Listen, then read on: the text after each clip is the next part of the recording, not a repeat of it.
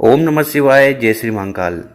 अगर आपके जीवन में धन की बहुत ज़्यादा कमी है, व्यापार अच्छे से नहीं चल रहा, नौकरी में मनचाही उन्नति नहीं मिल रही, पैसा आ ही नहीं रहा है और जीवन में समस्या है और समझ में नहीं आ रहा है कि आखिर चल क्या रहा है, तो ऐसी परिस्थिति में आपको ये उपाय कर लेना है। तो जो भी व्यक्ति इस उपाय को नियम से तरीके से कर लेता है और उसके जीवन में धन और सुख शांति की कमी कभी नहीं होती।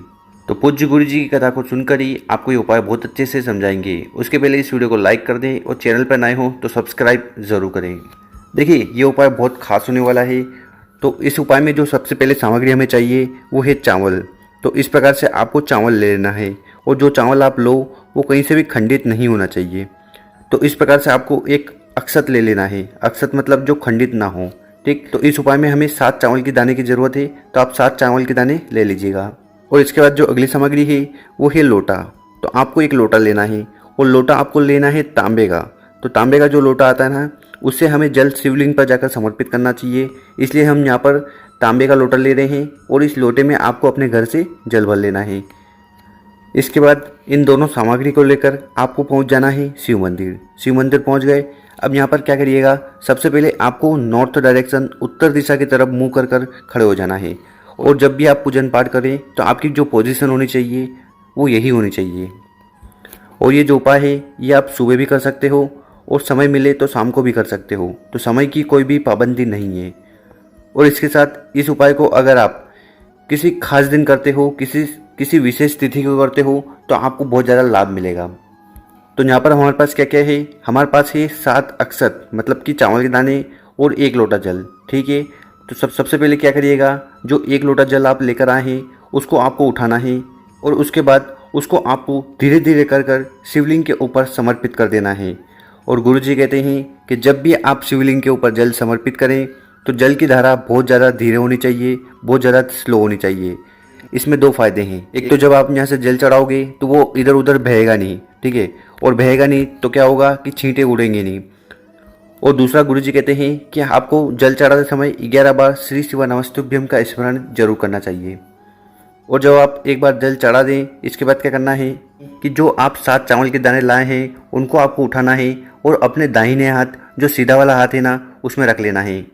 और यहाँ पर आप देख सकते हो कि आपने सबसे पहले जो सीधा वाला हाथ है वो ऊपर रखा है और जो उल्टा वाला हाथ है, जो बायां हाथ है, उसको नीचे रखा। तो इस प्रकार से आपको चावल को रख लेना है।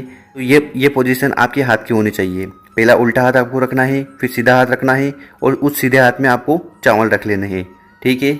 और इसके बाद क्या करिएगा कि आपके मन में जो भी कामना है, जो भी इच्छा है या जो भी समस्या आपके जीवन में चल रही हो, वो धन से हो, व्यापार से हो या नौकरी से हो, तो वो कामना आपको भोलेनाथ जी से कर लेनी है और उनसे निवेदन करना है कि ये समस्या जल्दी से जल्दी खत्म हो। और जब आप कामना कर लें, उसके बाद क्या करिएगा कि जो सीधे हाथ में आपके चावल के दाने हैं उनको आपको उठाना है और शिवलिंग के ऊपर इस तरह से समर्पित कर देने हैं, ठीक है। समर्पित कर दिए तो इसके बाद आपको अपना नाम और गोत्र बोलना है।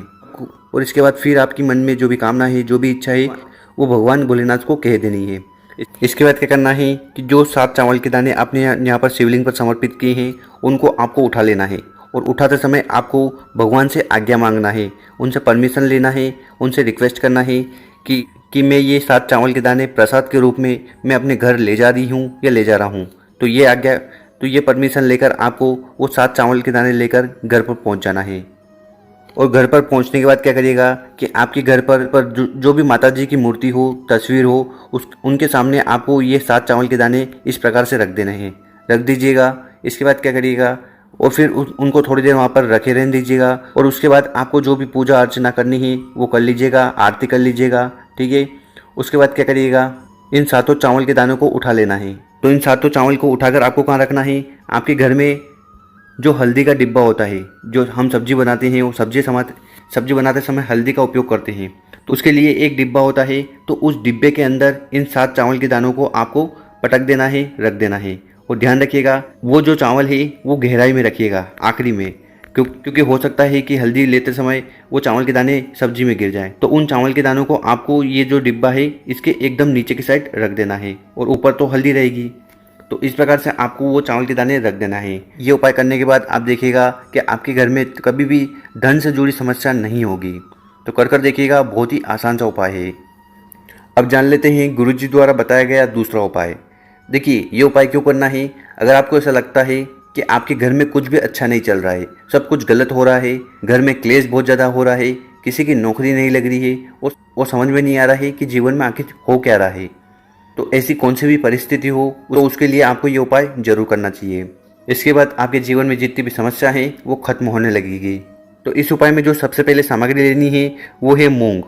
ठीक है, तो आपको मूंग ले लेना है और मूंग के 3 दाने आपको लेना है। और जो मूंग के दाने आप लो वो कहीं से भी खंडित नहीं होने चाहिए। ठीक है, एकदम साबुत होने चाहिए। तो इस प्रकार से आपको 3 मूंग के दाने ले लेने हैं।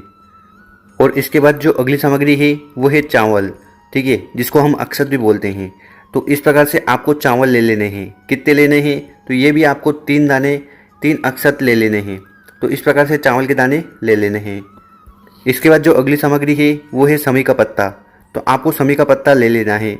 और यहाँ पर बहुत सारे लोग कंफ्यूज रहते हैं। जब भी उनको बोला जाता है कि समी का पत्ता, तो उनको लगता है कि ये एक समी का पत्ता है। बट तो गुरुजी का कहना है कि जब भी हम समी के पत्ते की बात करें तो ये पूरा एक समी का पत्ता है। तो जब भी समी पत्ते लेने की बात करी जाए तो आपको ये पूरा समी का पत्ता लेना है। तो इस उपाय में हमें 3 समी के पत्ते ले लेने हैं। और इसके साथ जो अगली सामग्री है वो है लोटा। ठीक है, आपको लोटा ले लेना है और लोटा तांबे का होना चाहिए। इसके साथ इसमें आपको अपने घर से जल भर लेना है। फिर इन सभी सामग्री को लेकर आपको पहुंच जाना है मंदिर। और ये जो उपाय है ये आप प्रदोष काल में करना, मतलब कि शाम के समय करना। जब सूर्य अस्त हो उसके 45 मिनट पहले से लेकर जब सूर्य अस्त हो जाए उसके 45 मिनट बाद तक के समय को प्रदोष काल कहते हैं। तो इस काल में, इस समय में आप मंदिर चले जाना इस उपाय को करने के लिए। जैसे ही आप मंदिर जाओगे तो सबसे पहले आपको दर्शन होंगे नंदी बाबा के। ठीक है, तो नंदी बाबा के दर्शन होंगे तो आपको क्या करना है कि जो आप अपने साथ 3 मूंग के दाने लाए हैं, ठीक है, तो इन 3 मूंग के दानों को उठाना है और इनको आपको समर्पित कर देना है। नंदी बाबा का जो उठा हुआ पाँव होता है ना, इस जगह पर उन 3 मूंग के दानों को समर्पित कर देना है। और इसके साथ आपके मन में जो कामना है वो भी वहाँ पर आपको बता देनी है। तो यहाँ पर नंदी बाबा पर 3 मूंग समर्पित कर दिए। इसके बाद यहाँ पर आगे चलोगे तो यहाँ पर आपको मिलेगी चौखट। तो ठीक है, तो इस चौखट पर आपको जो 3 चावल के दाने लाए हैं वो समर्पित कर देने हैं श्री शिवाय नमस्तुभ्यम का स्मरण करते हुए। और यहाँ पर भी आपको अपनी कामना कह देनी है। और इसके बाद क्या करिएगा, आपको पहुँच जाना है शिवलिंग के पास। ठीक है, शिवलिंग के पास पहुँच गए। अब यहाँ पर हमारे पास क्या क्या सामग्री है, हमारे पास है 1 लोटा जल और 3 समी पत्र। ठीक है, तो सबसे पहले आपके पास जो 1 लोटा जल है उसको आपको उठाना है और उसको थोड़ा जल शिवलिंग के ऊपर समर्पित कर देना है। आधा लोटा जल समर्पित कर दीजिएगा। और ये जब आप समर्पित करो तो इस समय आपका जो चेहरा होगा वो नॉर्थ डायरेक्शन, उत्तर दिशा की तरफ होना चाहिए। इसके बाद हमारे पास जो 3 समी के पत्ते हैं उनको आपको उठाना है और उनको आपको शिवलिंग के ऊपर इस प्रकार से समर्पित कर देना है।